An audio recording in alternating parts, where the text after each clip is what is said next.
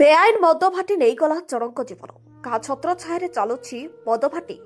ଲୋକଙ୍କ ଜୀବନ ନେଇ 90,000 ଟଙ୍କା ଦେଉଛି ବେଆଇନ ମଦ ଭାଟିର ମାଲିକ। ଏଭଳି ଅଭାବନୀୟ ଘଟଣା ଦେଖିବାକୁ ମିଳିଛି କଣିହା ବ୍ଲକ ରେଙ୍ଗାଳି ଥାନା ସମ୍ମୁଖରେ ଶବ ରଖି ପରିବାର ଲୋକଙ୍କ ଧାରଣା। ହତ୍ୟା ଅଭିଯୋଗ ଆଣିଲେ ପରିବାର ଲୋକେ। ସୂଚନା ମୁତାବକ ନାକଟି ଦେଉଳ ଗ୍ରାମର ଗଣେଶ୍ୱର ଦେହୁରୀ ବେଆଇନ ଦେଶୀ ମଦ କାରଖାନାରେ କାମ କରିବାକୁ ବରପଦା ଗ୍ରାମକୁ ନିଜ ସାଙ୍ଗମାନଙ୍କ ସହିତ ଆସିଥିଲେ।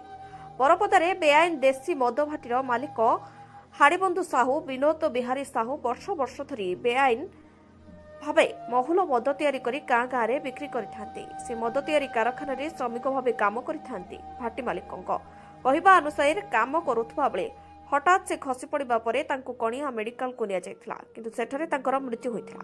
କିନ୍ତୁ ପରିବାର ଲୋକଙ୍କ କହିବା ଅନୁଯାୟୀ ଘରୁ କାମ କରିବାକୁ ଗଲାବେଳେ ସେ ସମ୍ପୂର୍ଣ୍ଣ ସୁସ୍ଥ ଥିଲେ। ତେଣୁ ତାଙ୍କୁ କେହି ମୁଣ୍ଡରେ ଆଘାତ କରି ମାରିଦେଇଥିବାର ଅଭିଯୋଗ ତାଙ୍କ ସ୍ତ୍ରୀ ସମେତ ପରିବାର ଲୋକେ ଆଣିଛନ୍ତି।